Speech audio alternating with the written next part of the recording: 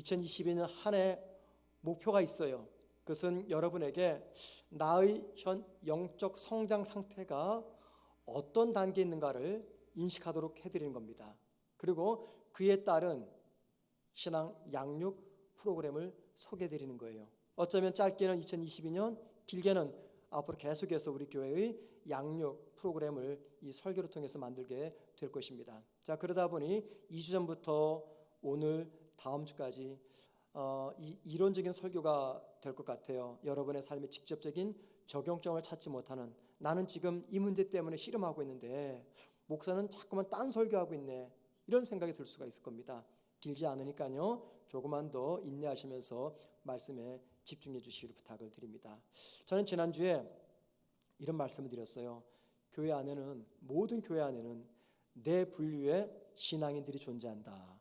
첫째는 예수님을 알아가는 단계에 있는 성도들, 즉 기독교를 탐구하는 신앙인이죠. 그 다음에는 예수님 안에서 믿음이 성장하는 성도들, 그 다음에는 예수님과 친밀한 교제를 나누는 성도들, 마지막에는 예수님 중심의 삶을 살아가는 성도들, 이 네 부류의 성도들이 있다고 말씀을 드렸습니다. 그런데 여러분, 언뜻 생각할 때는 주님 안에서 믿음이 성장하는 성도나 주님과 친밀한 교제를 갖는 성도나 주님 중심의 삶을 사는 성도나 모두가 다 똑같은 성도처럼 보이고 그 믿음이 그게 그것처럼 보입니다. 큰 차이가 없는 것 같습니다. 그런데 하나하나 들어가면은 각각 사이에는 엄청난 차이점이 있다는 것을 발견하게 될 것입니다. 저는 지난주에 그리스도를 탐구하는 신앙에서 그리스도 안에서 성장하는 신앙인의 이야기에 대해서 말씀을 드렸습니다. 여러분, 한번 지난 설교를 복습해 볼 겸 한번 화면을 좀 보실까요? 화면 사진 띄워주세요. 예. 지난주에 저런 말씀 드렸습니다. 우리 신앙의 목표점은 그리스도 중심의 삶이죠. 홈입니다. 인류가 무엇이 있습니까? 그리스도를 알아가는 단계 있죠. 이 그리스도를 알아가는 단계에서 이루, 즉 그리스도 안에서 성장하는 단계에 있는 성도들이 있습니다. 어쩌면 여러분들 중에는 여기 인류, 아직까지도 그리스도를 탐구하는 성도들이 계실 거예요. 신앙이 자라지 못하고. 또 어떤 성도들은 이루, 그리스도 안에서 믿음이 성장하는 성도도 있을 겁니다. 이 인류에서 이루 가기 위해서 필요한 게 뭐냐? 5가지 영적 성장 촉진 요소로서 여러분 화면에 보시면 제일 먼저 은혜로 얻는 구원, 삼위일체 하나님, 교회 봉사, 성경 묵상, 그리고 인도하심을 구하는 기도, 이 5가지가 꼭 필요하다 말씀을 전해드렸습니다. 자, 여러분 가운데 이 인류에서 벗어나서 이제 이류에 계신 성도들이 계실 거예요. 그리스도 안에서 믿음이 성장하고 있는 성도들, 여러분에게, 그런 분에게 제가 한번 도전의 질문을 드리겠습니다. 자, 여러분, 그 이류에 얼마 동안 지금 머물고 계세요? 얼마 동안? 그리고 또 앞으로 언제까지 그 이류에만 머물고 계실 겁니까? 삼두로 가셔야 되는데 언제까지 이류에만 머물고 계십니까? 오늘 말씀은 그 이류에 머물고 있는 성도들에게 전하는 메시지입니다. 우리가 구원받은 하나님의 사람이 되었습니다. 하나님은 저와 여러분이 구원받은 단계에서만 머물기를 원하지 않으세요. 인류에서 이류, 이류에서 삼루, 삼루에서 홈까지 들어오기를 원하십니다. 그래서 우리의 믿음은요, 해가 바뀔수록 매해마다 성장하고 변해야 됩니다. 그런데 영적 성장에 관한 오해가 있습니다. 어쩌면 저나 여러분들이 갖고 있는 오해입니다. 그 오해는 뭐냐면, 예수를 믿어서 거듭나면 이 영적 성장은 시간이 지나면서 자동적으로 이루어진다라고 생각하는 오해입니다. 자, 여러분 가운데 이런 오해를 하고 계신 분이 계십니까? 내가 예수를 믿어서 구원을 받았습니다. 그래서 시간이 지나면 자동적으로 내가 영적으로 성장하게 될 것이다, 이렇게 생각하는 분이 계십니까? 바로 그 오해 때문에 더 나은 영적 성장의 발전을 위해서 내가 의지적으로 노력하지 않는 것이죠. 이게 오해입니다. 또 하나 오해가 있습니다. 영적 성장을 마치 교회 생활 잘하는 것과 비례합니다. 신앙의 지식도 알고 성경 지식도 많이 알고 또 내가 봉사도 하고 또 내가 직분도 받았고 그래서 내가 그 결과 자동으로 영적으로 성장한다고 오해를 합니다. 여러분, 이거 지나친 오해입니다. 오해. 이 모든 오해점을 우리가 염두하면서 오늘 말씀을 들으시기 바랍니다. 자, 오늘 말씀은 주님을 탐구했던 분이 주님을 인격적으로 만나서 이제 주님 안에서 신앙이 성장해 나갑니다. 그 성장의 단계에서 한 단계 더 올라가서 주님과 친밀한 관계를 맺는 영적 목적지까지 올라가자라는 것이 오늘 설교의 목적입니다. 그래서 오늘 설교를 통해서 나의 영적 위치가 어디에 있는지 여러분들이 한번 잘 생각해 주시기 바랍니다. 그리고 2단계에서 2루에서 3루로 가기 위해서 무엇이 필요한가 또 여러분들이 말씀을 통해서 한번 생각해 보시기 바랍니다. 주님을 탐구하는 신앙을 떠나 주님 안에서 성장하는 성도에게는요 몇 가지 특징이 있습니다. 6가지 특징을 좀 말씀드릴게요. 잘 들어보세요. 첫째는요, 교회에서 가장 많은 성도들의 숫자가 바로 이 단계에 머물러 있습니다. 2루, 즉 주님 안에서 믿음이 성장해 나아가는 단계, 그 단계에 대부분의 성도들이 머물러 있어요. 예를 들면 제가 계속해서 인용하는 무브라는 책에 보면은 천교회의 25만 명 성도들을 대상으로 설문조사했는데 그 4가지 항목 중에서 바로 이 2루, 즉 그리스도 안에서 성장하는 단계에 머무는 성도들이 38%가 되었다라고 말합니다. 38%는요 쉽게 말하면 5명 중에 2명은 바로 이 단계에 머물고 있었다 그 말입니다. 이게 첫 번째 특징입니다. 그러니까 우리 여기 모인 가운데 38% 이상은요 바로 이 단계에 머물러 계세요.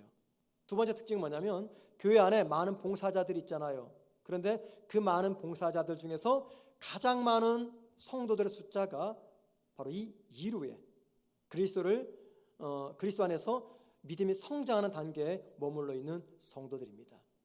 세 번째 특징은요, 이 단계에 있는 성도들은 매일의 삶에서 주님의 인도를 구합니다. 네 번째 특징입니다.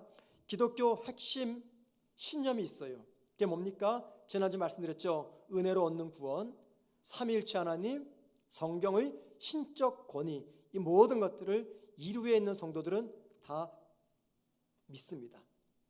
다섯 번째 특징입니다. 이분들은요 교회에서 행하는 신앙훈련에 적극적으로 참여하려고 애씁니다.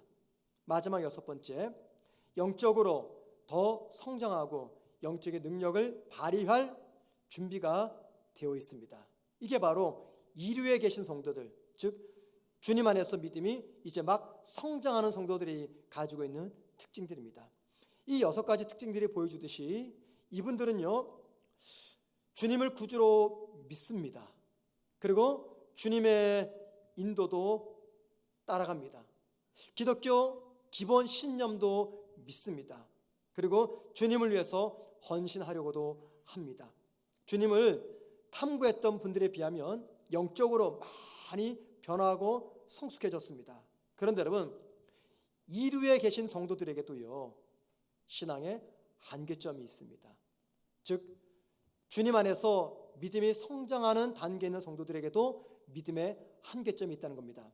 그 대표적인 한계점이 뭐냐면 교회 안에서는 열심히 신앙생활하고 신앙훈련에 참가하지만 신앙의 정체성이 견고하지 못하다 보니까 자신의 믿음을 이 세상을 향해서 드러내기를 꺼려합니다. 또 하나, 일상과 믿음의 삶을 구분시켜버립니다. 그래서 교회 생활과 세상 생활은 별개의 것이라고 생각을 합니다. 또 하나, 고난과 아픔이 찾아오면 그 고난의 의미가 무엇인지, 하나님께서 왜 나에게 그 고난과 상처와 아픔을 주셨는지 깊이 묵상하지 못하고 그 고난 그 자체에 내가 함몰됨으로 내 고난을 해결하지 못하는 하나님을 향해서 상처를 받고 믿음의 길에서 완전히 떠나진 않지만 구원을 받았기 때문에 영적인 침체에 빠져서 허우적거리면서 영적인 성장을 위해서는 꿈도 꾸지 못하는 단계에 놓이게 됩니다. 여러분, 신앙의 여정 속에서 가장 중요한 게 뭐냐면 신앙과 삶을 통합시키는 겁니다. 그런데 그것은 영적 성장에 따라 다르게 나타납니다. 성장하는 단계에 있는 분들은요, 아직 이 단계에 이르지 못합니다. 그래서 자신의 신앙과 삶을 구분시켜 버립니다. 교회 생활과 세상 생활을 하나로 통합시키지 못하고 믿음 따로 삶 따로를 구분시킵니다. 이런 분들은요, 예수님과의 친밀한 단계로 올라가서 이 이혼화를 극복하셔야 됩니다. 나의 신앙을 신앙의 영역과 교회에서만 드러내고 일상의 삶과 그리고 세상 속에서는 드러내기를 주저한다면 나는 아직까지 이루에 머물고 있는 성도입니다. 나와 주님 사이에는 깊은 우정이 쌓여져 있지 않는 것이죠. 그래서 주님을 이 세상 사람들에게 드러내기를 원치 않는 것입니다. 하나님은 이런 성도들에게 무엇을 기대하실까요? 믿음이 성장하는 단계를 넘어서 주님과 친밀한 우정을 쌓아가며 주님과 친밀한 교제를 쌓아가는 그 단계요, 즉 삼루로 이동하기를 원하십니다. 만약 여러분들이 인류에 계시든 이류에 계시든 반드시 삼루까지 가셔야 됩니다. 그래서 하나님을 믿는 믿음으로 내 삶의 모든 것들을 해석하며 신앙과 삶, 교회 생활과 세상 생활을 별개의 것으로 구분짓지 않는 그런 신앙인이 되셔야 됩니다. 그래야지 삼루에 갈 수 있어요. 그러면 어떻게 하면 이런 신앙인이 될 수 있을까? 어떻게 하면 주님과 친밀한 교제를 통해서 깊은 우정을 쌓아가며 그리고 그 우정을 통해서 내 삶을 바라보고 이해하며 해석할 수 있을까라는 것이죠. 여러분 지난주 말씀 기억나십니까? 저는 지난주 말씀드리면서 이 인류에서 이루까지 가기 위해서, 즉 예수님을 탐구하는 신앙에서 예수 안에서 성장하는 신앙으로 가기 위해서는 5가지 영적 성장 촉진 요소가 필요하다 말씀을 드렸습니다. 첫 번째가 무엇이었습니까? 기독교 신념으로서 은혜로 얻는 구원, 이게 꼭 필요하다, 즉 복음의 교육이 필요하다 말씀드렸어요. 복음. 둘째는요, 삼위일체 하나님에 대한 믿음이 필요하다. 세 번째는 교회 봉사에 적극적으로 참여해야 된다. 네 번째는 성경의 신적 권위를 믿어야 된다. 마지막 5번째는 하나님의 인도하심을 구하는 기도를 해야 된다. 이 5가지 요소를 말씀을 드렸습니다.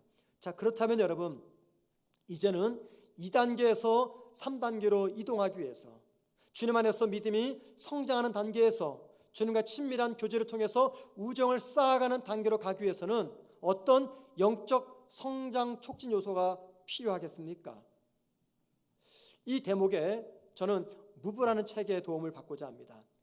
이 책의 설문조사 25만 명 대상으로 설문조사를 해보니까 2루에서 3루로 갔던 성도들에게는요, 꼭 필요했던 신앙 양육 20가지가 있었어요. 그런데 그 중에서 대표적으로 5가지만 제가 뽑아보았습니다. 하나는 기독교 신념에 관한 것이고, 3가지는 개인의 신앙 훈련에 관한 것이고, 하나는 이 세상 사람들과의 관계에 관한 항목입니다. 이 5가지를 말씀드릴 텐데 한번 잘 들어보세요. 이 5가지가 우리의 신앙을 2루에서 3루로 이동시킵니다. 자, 먼저 첫 번째, 내가 믿는 기독교 신념에 대한 확신이 가장 중요합니다. 저와 여러분이 믿고 있는 기독교 신앙이 있잖아요. 그걸 기독교 신념이라고 말하는데 그 기독교 신앙, 기독교 신념에 대한 확신이 제일 중요합니다. 그러면은 기독교 신앙과 기독교 신념 중에서 가장 중요한 신념이 무엇일까요? 이 2단계에서 3단계로 옮겨가기 위해서 가장 필요한 것, 기독교 신념이 무엇일까요? 잘 들어보세요. 그것은 인격적 하나님을 믿는 믿음입니다. 인격적 하나님. 그냥 하나님이 아니라 인격적 하나님을 믿는 믿음입니다.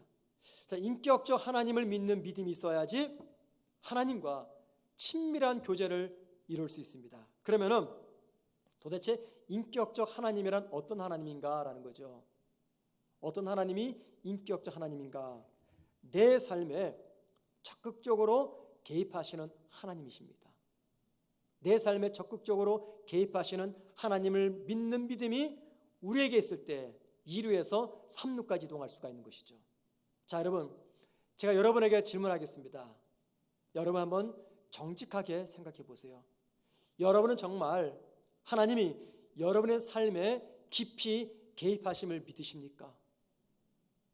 자, 그렇다면 여러분, 여러분들이 생각하는 내 삶의 영역은 어디까지입니까? 교회에서의 신앙생활뿐입니까? 아니면 교회 밖 일상 모든 삶의 순간순간까지 포함이 됩니까? 하나님이 내 인생에 개입하신다, 그 말은 무슨 말이냐면 내 인생이 하나님의 뜻 안에 담겨 있다, 그 말입니다. 그러면 여러분 한번 생각해 보세요. 내 인생이 하나님의 뜻 안에 담겨 있다라고 믿는 성도에게 고난이 찾아왔어요. 아픔이 찾아왔습니다. 좌절과 절망과 실패를 경험합니다. 그때 내 인생이 하나님의 뜻 안에 있다고 믿는 성도들이 어떤 반응을 보이시겠습니까? 그 고난은 의미 없는 고난이 아니라 하나님의 선한 의도가 담긴 고난이라고 믿을 것입니다. 그렇게 고난조차도 그냥 지나쳐버리지 아니하고 그 고난 속에 담겨있는 내 인생을 향한 하나님의 선한 의도를 믿고 신뢰하는 성도가 주님과 친밀한 교제를 나누며 주님과의 우정을 높이 쌓아가는 성도입니다. 그러므로 만약 여러분들에게 내가 주님 안에서 성장하는 믿음의 단계에서 주님과 친밀히 교제하는 단계로 나아가기를 원하신다면 이 믿음을 붙잡으셔야 됩니다. 어떤 믿음이요? 인격적인 하나님을 믿는 믿음입니다. 내 삶에 적극적으로 개입하시는 하나님입니다. 신앙의 영역뿐만이 아니라 나의 건강, 가정생활, 직장, 사업, 인간관계 전 분야에서 조금도 빈틈을 주지 아니하고 계속해서 내 삶에 개입하시는 하나님, 그 하나님을 내가 신뢰하고 믿을 때 그 믿음에 의해서 우리는 2루에서 3루로 옮겨갈 수가 있는 것이죠. 여러분에게 이 하나님 믿는 믿음이 있습니까? 두 번째입니다. 2루에서 3루로 옮기려면요, 이 개인 신앙 훈련이 필요해요. 개인 신앙 훈련. 우리가 어떤 목표를 세워놓습니다. 그 목표를 성취하기 위해서는요, 어떻게 되는 줄 아세요? 그동안 해왔던 행동 양식을 완전히 바꿔버려야 됩니다. 어떤 목적을 성취하기 위해서. 그리고 익숙했던 행동 양식을 바꾸려면 반드시 그에 따른 대가를 지불하셔야 돼요. 예를 들면 여성들은 대부분 새해가 들면서 이렇게 다이어트 계획을 하시잖아요. 내가 몸에 살을 빼야겠다. 또 남성들은 내가 올해 운동을 해서 좀 근력을 키워야 되겠다, 이런 생각을 합니다. 그런데 여러분, 그렇게 하려면 뭐가 선행되어야 돼요? 그 목표를 달성하려면 그동안 익숙했던 행동 양식을 바꿔버려야 됩니다. 자, 그런데 쉽지가 않아요. 반드시 대가를 치러야 돼요. 제 핸드폰 안에는요, 귀한 사진이 하나 담겨 있습니다. 제가 몇 주 전에 7학년 교육할 때도 이야기를 했는데 제 37살 때인가 8살 때 찍었던 사진입니다. 한 달 전쯤에 제가 그 사진을 막 찾아가지고 제 핸드폰에 담아놨어요. 그러면서 가끔 보면서 굉장히 흐뭇합니다, 스스로가. 제가 왜냐하면 우통을 벗고 그땐 제가 몸이 좀 괜찮았어요. 꽤 많이 괜찮았어요. 제가 생각할 때는. 그래서 그 사진을 보면서 내가 과거 이랬는데 하면서 도전을 받는 거죠. 내가 이 모습으로 돌아가자, 이제 운동하려고. 그래서 제가 언젠가 교육자 식사할 때 교육자들이 보여줬어요. 나도 당신들 나이 이랬다 보여줬어요. 보여줬는데 별로 반응이 없더라고요. 제 아들이 하는 말이, 아빠 그게 곧, 우리 이 표현이 좀 저속한 표현인지 모르겠는데, 그게 곧 꼰대짓이야 아빠, 그러더라고요. 그걸 왜 보여줘? 제 꿈은 거기가 있어요, 사진에. 근데 현실은 다릅니다. 왜냐하면 제가 그동안 살아왔던 익숙했던 행동 양식을 바꾸는 대가를 치러야 되는데 이게 여간 힘든 게 아니에요. 너무너무 힘이 들어요. 우리 모두에게도 그런 소망이 있습니다. 살을 빼려면 그동안 익숙했던 식단을 다시 조절해야 됩니다. 근력을 키우려면 내가 새로운 운동을 위한 대가도 지불해야 됩니다. 마찬가지예요, 여러분. 무슨 말씀을 드리고 싶냐면, 만약에 지금의 영적 단계에서 한 단계 더 높은 영적 수준까지 올라가서 주님과 친밀한 교제를 나누면서 주님과 우정을 쌓아가기를 원한다면 여러분들 대가를 지불하셔야 돼요. 대가를. 그 대가가 무엇일까요? 개인 신앙 훈련입니다. 개인 신앙 훈련. 왜냐하면 주님과의 친밀한 교제는요, 개인적인 신앙 훈련을 통해서만 이루어지기 때문입니다. 그런데 이 대가는 지불하지 않고 늘 더 나은 믿음의 사람이 되기를 꿈꿉니다. 대가는 피하면서. 자, 그러면 여러분, 주님과 친밀한 교제를 이루기 위해서 우리가 어떤 개인 신앙 훈련을 해야 될까요? 역시 무브라는 책을 제가 인용합니다. 25만 명 성도들 대상으로 설문조사 해봤더니 2단계에서 3단계로 올라갈 때 꼭 필요한 개인 신앙 훈련이 있었다고 말합니다. 그 중에서 가장 중요한 것, 순서적으로 가장 중요한 것 세 가지만 말씀드릴게요. 잘 들어보세요. 첫째, 하나님의 인도하심을 구하는 기도 생활입니다. 주님 안에서 성장하는 믿음 단계에서 주님과 친밀히 교제하기 위해서는요, 하나님의 인도하심을 구하는 기도를 하셔야 된다, 그 말입니다. 그런데 이것은요, 1단계에서도 기도했어요.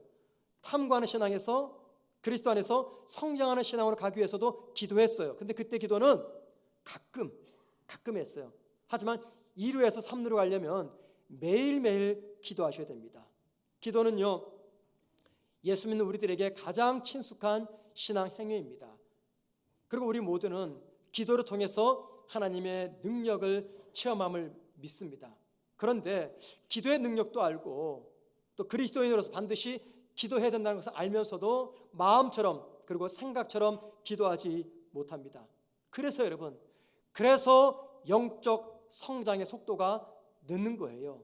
왜 내가 영적으로 성장하지 못하는가? 왜 나는 다른 사람들처럼 주님과 친밀히 동행하지 못하는가? 이유 간단합니다. 주님의 인도를 구하는 기도가 중단되었기 때문이에요.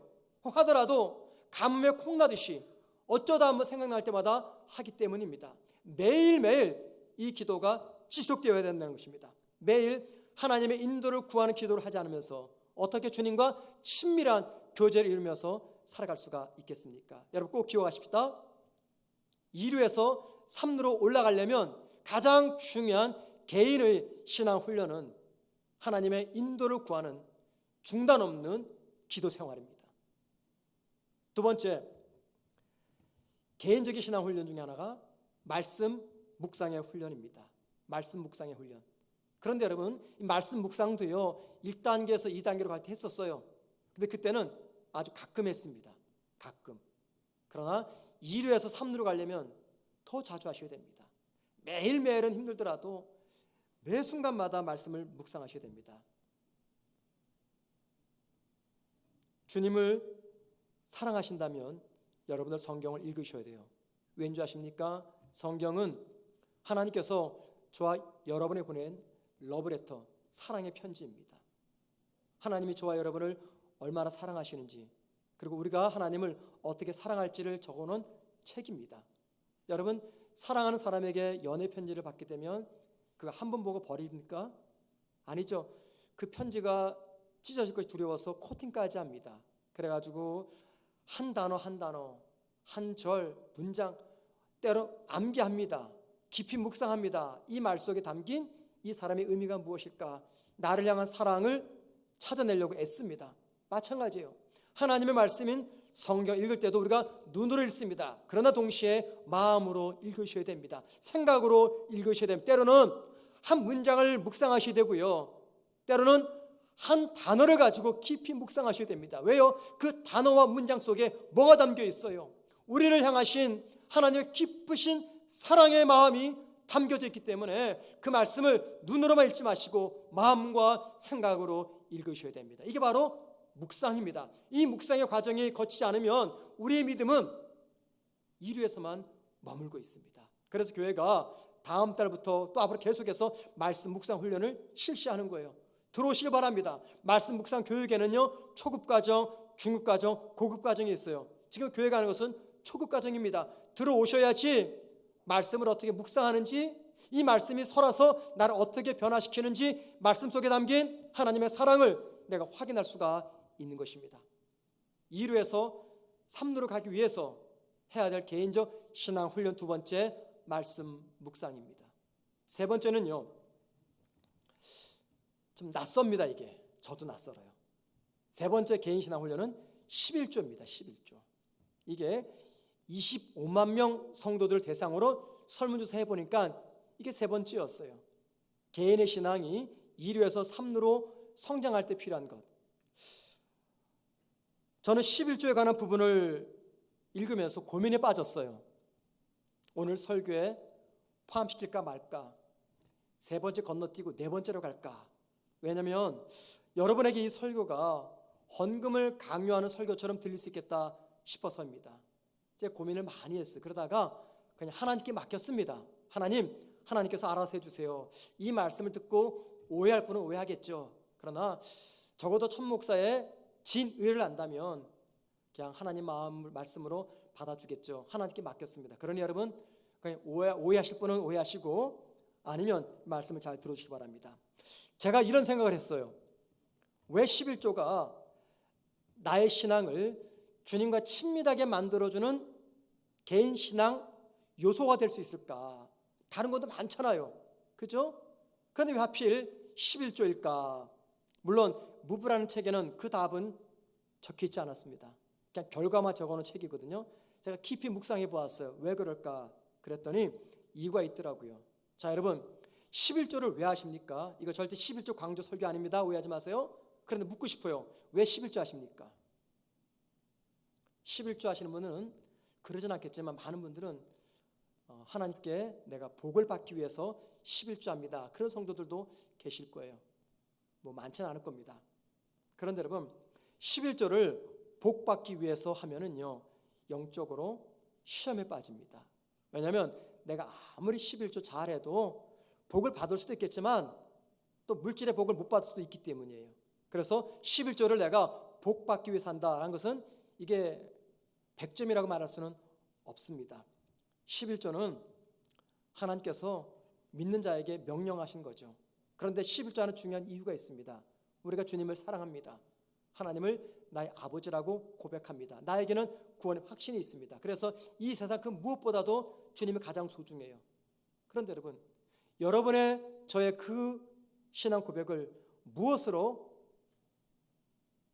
표현하시겠습니까? 그게 바로 11조라는 거예요. 하나님은 전능하신 분입니다.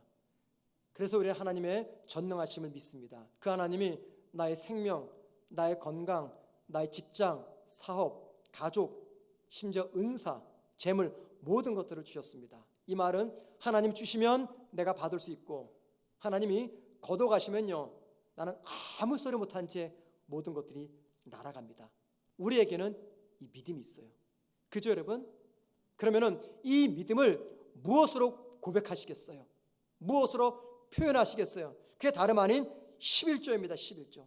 11조는 나의 이 믿음이 거짓이 아닌 진짜 믿음임을 표현하는 고백입니다. 그래서 수입의 10분의 1을 하나님께 드리면요, 솔직한 얘기로 그만큼이 부족하기 때문에 내 삶이 많이 힘들어요. 불편합니다. 어렵습니다. 그런데 11조 낼 때 어떤 믿음의 고백이 있어요? 이걸 주님께 드림으로 말미암아 이것이 부족해서 내 삶이 힘들어도 하나님께서 매 순간마다 그 힘겨운 속에서도 나를 인도하실 것이다 라는 믿음을 가지고 드리는 거죠. 이 믿음이 있어요. 수입의 10분의 1을 하나님께 드리면 많이 어렵죠. 쪼달리죠. 불편합니다. 그런데 여러분, 내가 하나님을 믿고 주님이 내 생명을 위해서 십자가에 피 흘려 죽으셨기 때문에 나도 기꺼이 내 것을 주님께 드림으로 내 사랑을 고백합니다. 그래서 내가 기꺼이 주님의 고난에 동참하겠습니다 라는 신앙 고백의 표현이 다름 아닌 11조라는 것입니다. 그러나 한번 생각해 보세요.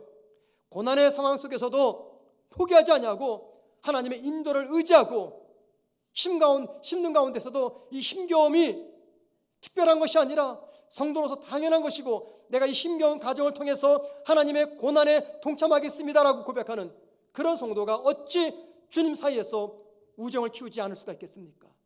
그런 성도가 어찌 믿음이 성장하지 않을 수가 있겠습니까? 그런 성도가 어찌 주님과 친밀히 교제하는 단계로 나아가지 않을 수가 있겠습니까? 그래서 11조는 나와 주님 사이에 우정을 쌓아놓는 가장 탁월한 개인신앙 훈련 중에 하나라는 것입니다.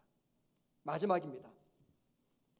우리의 신앙이 주님 안에서 성장하는 신앙에서 그래서 친밀히 교제하는 신앙으로 나아가려면 나의 믿음을 공개적으로 오픈하셔야 됩니다. 나의 믿음을 공개적으로 오픈하는 용기가 필요합니다. 자, 여러분 가운데는 그런 분이 안 계시겠지만 제가 한번 물어보겠습니다. 신뢰되는 질문이라면 용서하십시오. 여러분들이 예수 믿고 있는 것, 여러분들의 친구들, 직장 동료 다 알고 있습니까? 어떤 성도는요, 자기가 신앙생활하는 것 아무도 모르게 합니다. 모르게 해요. 직장에서도 모릅니다. 친구도 모릅니다. 왜 그래요? 용기가 없는 거예요. 내가 믿음의 사람이다 라고 공개하는 용기가 없는 거예요. 그런 분이 주님과 과연 친밀한 교제를 나눌 수가 있겠습니까? 물론 구원의 확신은 있습니다. 그래서 주님 안에서 신앙이 성장해요. 그런데 내 믿음을 공개적으로 알릴 용기가 없는 거예요. 이 말은 무슨 말입니까? 나의 신앙을 공개적인 자리에서 구현해낼 용기와 자신이 없다는 것입니다. 만일 나의 믿음을 구현하는 유일한 장소가 교회라고 한다면 그분은 절대 삼루, 주님과 친밀하게 교제하는 단계로 올라갈 수가 없습니다. 내가 주님 믿는 그 믿음을 공개적으로 교회뿐 아니라 내가 살아간 삶의 현장에서 구현해 내셔야 됩니다. 이 말은 우리 믿음은 교회뿐 아니라 세상 속 각자의 자리에서도 증명돼야 된다, 그 말인 것이죠. 그래야 할 때 나의 신앙은 주님 안에서 성장하는 단계를 넘어 주님과 친밀한 우정과 교제를 나누는 그 단계로 나아갈 수가 있게 됩니다. 이 일을 위해서 가장 탁월한 방법이 하나 있어요. 제가 여러분에게 알려드리겠습니다. 잘 들어보세요. 다름 아닌 내가 믿고 있는 기독교 신념이 있잖아요. 그죠? 그 기독교 신념을 내가 공개적으로 다른 누군가에게 전하거나 또는 내가 믿고 있는 기독교 신념을 가지고 다른 누군가가 열띤 토론을 하는 것입니다. 이게 한마디로 뭐냐면 전도입니다. 전도. 그러니까는 주님과 친밀한 교제 단계에 있는 분들은요, 전도에 힘을 씁니다. 왜요? 내 믿음을 교회에서만 알리는 것이 아니라 교회 밖 세상에서도 공개적으로 표현할 용기가 있기 때문에 그 용기가 어떻게 세워져요? 나와 주님과의 높이 쌓아진 영적 우정 때문에 이게 가능합니다. 자, 저는 지금까지 영적 성장을 위해서 5가지를 말씀드렸어요. 2루에서 3루로 가기 위해서. 첫 번째는 인격적인 하나님을 믿는 것, 두 번째는 인도하심을 구하는 기도, 세 번째는 성경 묵상, 그리고 11조 앞에 3가지는 개인 신앙 훈련입니다. 마지막으로는 신앙의 공개. 자, 여러분, 지난주 말씀드릴 때 1루에서 2루로 갈 때 이 과정 속에서 필요한 것이 있다고 그랬어요. 분투의 정신입니다. 왜냐하면 1루는요, 예수님을 믿지 못하고 탐구하는 자리예요. 그 탐구하는 자리에서 예수를 믿어서 믿음이 성장하는 단계로 나아갈 때 이 안에 얼마나 많은 회의가 찾아오겠습니까? 내가 지금 예배당에서 하나님을 예배하는데 이 하나님 살아계신 건 맞아? 내가 지금 기독교 신앙을 탐구하고 있는데 이 기독교 신앙이 절대 진리가 맞아? 내가 지금 하나님을 믿으려고 하는데 하나님이 진짜 살아계신 분 맞아? 라고 하는 수없는 의심이 물밀듯 밀려옵니다. 그때 어떻게 합니까? 분투하지 않으면 그냥 쓰러지는 거죠. 포기하는 겁니다. 그래서 1단계에서 2단계로 옮길 때 필요한 것은 분투의 정신이에요. 그런데 여러분, 2루에서 3루로 가려면 어떤 정신이 필요할까요? 강한 의지입니다. 강한 의지. 무엇에 대한 강한 의지입니까? 변화에 대한 강한 의지입니다. 영적 성장과 영적 변화를 위한 강한 의지가 우리에게 필요합니다. 그래서 바울은 오늘 본문에서 빌립보 교회 성도들이 이렇게 말합니다. 그러므로 나의 사랑하는 자들아, 너희가 나 있을 때뿐 아니라 더욱 지금 나 없을 때에도 항상 복종하여 두렵고 떨림으로 너희 구원을 이루라. 여기 보니까는 바울은요, 빌립보 교회 성도들에게 구원을 이루라고 당부합니다. 구원을 이루라. 그런데 어떤 자세로 구원을 이루래요? 그 앞에 뭐라 나왔습니까? 복종과 두려움과 떨림으로 구원을 이루래요. 여러분, 빌립보 교회 성도들은요, 이미 예수를 믿어서 구원받은 사람들이에요. 그런데 바울이 무슨 이유 때문에 이미 구원받은 사람들에게 구원을 이루라 말씀하는 것입니까? 제가 오래전에 새벽 예배 시간 때 이 말씀을 설교할 때 이런 얘기를 드렸어요. 구원에는 세 종류의 구원이 있습니다. 첫째는 과거 완료 시제의 구원이 있어요. 이때는 우리가 어떻게 표현하냐면 나는 구원받았습니다. 제가 여러분에게 구원받으셨습니까? 물어보면 여러분 뭐로 답하실 거예요? 나 구원받았어요. 말하자. 이 과거잖아요, 과거. 그죠? 예, 보통 과거 완료 시제의 구원이 있습니다. 나는 구원받았습니다. 이걸 우리 친의의 구원이라고 말합니다. 죄인이었던 나를 하나님이 의인으로 인정해 주신 거예요. 이게 내가 예수를 믿는 과거에 일어났습니다. 현재 진행의 시제 구원이 있어요. 나는 구원받고 있습니다. 이렇게 대답은 안 하는데 우리 구원의 세계는 이것이 있어요. 나는 지금 구원받고 있습니다. 우리 이것을 성화의 구원이라고 이야기합니다. 세 번째 단계, 미래의 완료 시제의 구원이 있어요. 나는 구원받을 것입니다. 이걸 가리켜서 영화의 구원이라고 이야기합니다. 영화의 구원. 예수님께서 재림하실 때 죽었던 우리의 육체도 부활해가지고 하나님의 나라로 들어가면서 영화롭게 됩니다. 이게 구원의 최종 완성이죠. 구원은 과거의 구원과 현재의 구원과 미래의 구원을 나눕니다. 그런데 이 중에서 저와 여러분 지금 어느 구원을 이루어가고 있습니까? 두 번째, 성화의 구원을 이뤄나가고 있어요. 그런데 여러분, 하나님의 은혜로 구원받은 저와 여러분이 더 성숙해지고 하나님의 자녀 닮아가는 것을 가리켜서 성화의 과정이라고 이야기합니다. 이것은요, 나의 의지적인 노력과 성령님의 도우심으로 이루어집니다. 바울이 지금 빌립보 교회 교인들에게 구원을 이루라라고 말할 때 그 구원은 다름 아닌 성화의 구원을 이야기합니다. 그런데 바울이 성화의 구원을 이루라 말하면서 중요한 것을 이야기했죠. 그 앞에 뭐라고 말해요? 복종과 두려움과 떨림으로 구원을 이루라. 이 말은 복종과 두려움과 떨림으로 성화의 과정을 지나가라. 성화란 우리가 영적으로 변하는 거예요. 다른 말로 말하면 복종과 두려움과 떨림의 자세로 우리가 나의 영적 성장을 위해서 힘써야 되는 것입니다. 그럼 여러분, 여기 복종과 떨림과 구원은 뭘 말해요? 강한 의지입니다. 강한 의지. 성화의 과정 속에서 내가 더 성숙한 그리스도인이 되기 위한 강한 의지, 지금보다 더 나은 하나님의 사람으로 되기 위한 강한 의지, 2류에서 3론으로 올라가고자 하는 강한 의지, 그 강한 의지를 가져야지만이 영적 성장의 변화를 이룰 수 있다고 바울은 이야기합니다. 그래서 내 마음속에 영적 강한 의지가 있을 때 방금 말씀드린 이 5가지 영적 촉진 요소들을 내가 취하기 위해서 교회에서 개설하는 다양한 양육 프로그램에 들어오는 것입니다. 강한 의지가 있을 때 오늘보다는 더 나은 나를 위해서, 올해보다는 내년이 더 나은 영적인 사람이 되기 위해서 힘쓰고 애쓰는 것이죠. 그런데 여러분, 성장에 대한 의지가 없으면요, 절대 그 사람의 영적 성장은 이루어지지 않습니다. 갓 태어난 아기가 내가 자라야지, 내가 성장해야지 아무리 강한 의지를 갖는다고 해서 자랍니까? 부모가 자랄 수 있는 음식물을 공급하지 않으면 아이는 못 자라요. 똑같습니다. 아무리 내가 구원받아서 하나님의 자녀가 되고 내가 믿음의 사람으로 바뀌어야지, 올해보다는 내년이 더 나은 사람으로 바뀌어야지, 아무리 강한 의지를 가져도 내가 그 의지와 함께 양육에 들어오지 못하면 성장하지 않습니다. 무슨 말씀 드리는 거냐면, 먼저는요, 강한 의지를 품으셔야 됩니다. 품으셔야 돼요. 영적 성장은 절대로 그냥 시간이 지난다고 이루어지지 않습니다.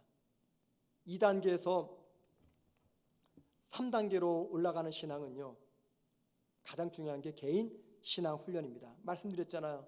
인도하심을 구하는 기도, 말씀 묵상, 11조. 이게 왜 필요합니까? 영적 성장은요, 절대 단시간에 이루어지는 것이 아닙니다. 이게 100m, 200m처럼 단거리로 끝나면 얼마나 좋겠어요. 이건 마라톤과 같은 코스입니다. 평생이 걸리는 시간입니다. 그래서 우리에게는 뭐가 필요하냐면 일관성과 지속성 있는 믿음의 자세가 필요합니다.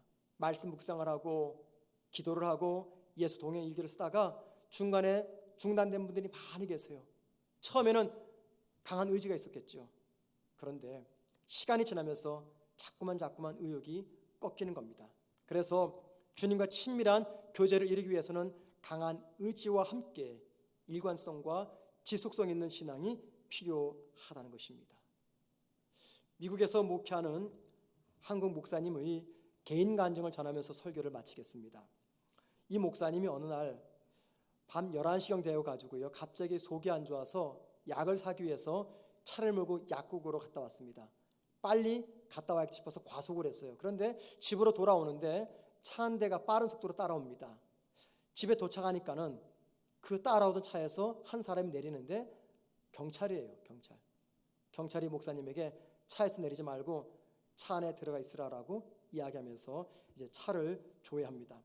목사님이 순간 과속한 것을 후회했어요. 그러나 뭐 이미 때는 늦었죠. 평소에도 이 목사님은 주로 과속하는 습관이 있었어요. 그래서 교회에서 집까지 사모님이 운전하면 12분 걸리는데 목사님이 운전하면 7분밖에 안 걸려요. 과속을 습관처럼 했던 분입니다. 경찰은 목사님의 운전면허증과 보험증, 자동차 등록증을 요구합니다. 자, 그러자 목사님은 묻습니다. 도대체 내가 뭘 잘못했습니까? 라고 뻔뻔하게 물어요. 그러자 경찰이 웃으면서 정말 몰라서 묻는 겁니까? 당신은 속도 위반과 정지신호 위반을 했습니다. 그러면서 경찰이 목사님에게 물어요. 이 늦은 시간 속도 위반하고 정지신호 위반하면서 빨리 운전했던 특별한 이유가 있습니까? 그러자 목사님이 특별한 이유는 없고 그냥 배도 많이 아프고 밤이 늦어서 빨리 집으로 돌아가기 위해서 과속했습니다라고 답을 합니다. 경찰관은 알았다고 말하고 또 자기 차에서 뭔가를 막 일을 해요. 그러면서 목사님은 은근히 기분이 나빴고 또 내가 뭘 잘못했는가 또 불쾌까지 했다고 합니다. 잠시 후 경찰관이 다시 다가와서 묻습니다. 당신의 직업이 무엇입니까?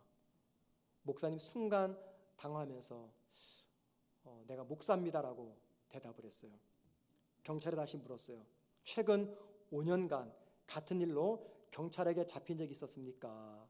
목사님이 두세 번 잡힌 적이 있습니다. 한 번은 속도 위반으로, 한 번은 정지신호 위반으로 붙잡혔습니다. 자, 그러자 경찰은 입가에 미소를 머금고 이렇게 이야기를 합니다. 경찰에서 당신에게 티켓을 발부하는 이유는 당신의 운전 습관이 달라지기를 요청하는 것입니다. 그런데 당신은 지난 5년 동안 두세 차례 티켓을 받았음에도 불구하고 전혀 변한 것이 없습니다. 목사님, 당신은 사람들에게 변화하라고 말하는 사람이 아닙니까? 그런데 왜 당신은 변화되지 않는 것입니까? 목사님은 망치로 한 대 맞은 느낌이었대요. 경찰관이 계속해서 이렇게 말합니다. 당신의 차를 조회했을 때 우리는 당신의 차가 교회 차고 당신이 목사인 것을 알았습니다. 당신이 정직하게 말했기 때문에 내가 오늘은 경고장만 발부합니다. 그런데 이제부터 당신이 운전 습관을 바뀌지 않으면 당신은 큰 일을 경험하게 될 것입니다. 운전 습관을 지금 변화시켜야 됩니다. 변화시키지 않으면 그 습관 때문에 큰 어려움을 겪게 될 것입니다. 이 말을 했대요. 제가 이 글을 읽으면서 제 눈이 딱 고정된 것은요, 맨 마지막 문장이었습니다. 지금 변화시키지 않으면 그 습관 때문에 큰 어려움을 겪게 될 것입니다. 여러분, 이 경찰의 말이 무슨 말입니까? 변화의 요청입니다. 하나님이 왜 저에게 이 말씀을 전하게 하시는지 저도 몰라요. 그냥 새가 들면서 사실 저는 빨리 사도행전 강의를 하고 싶거든요. 계속 미뤄지고 있습니다. 하나님 왜 이런 설교를 하게끔 내 마음에 감동을 주시는가? 하나님이 저를 통해서 우리 모두에게 변화를 요청하시는 거예요. 언제까지 인류에 머물고 있을래? 언제까지 이류에 머물고 있을래? 빨리 삼루로 옮겨가야지. 언제까지 믿음이 성장하는 단계에 있을래? 빨리 나와 친밀한 교제와 우정을 쌓는 단계로 나아가야지. 하나님이 저와 여러분에게 변화 요청을 하고 계십니다. 여러분, 강한 의지가 필요합니다. 개인의 신앙 훈련을 위한 강한 의지가 필요합니다. 일관성과 지속성을 가지고 하나님께서 교회를 통해 우리 모두에게 허락할 신앙 양육 프로그램에 들어오셔서 신앙의 성장과 발전을 위해서 최선을 다하는 저와 여러분 되기를 주님의 이름으로 축원을 드립니다.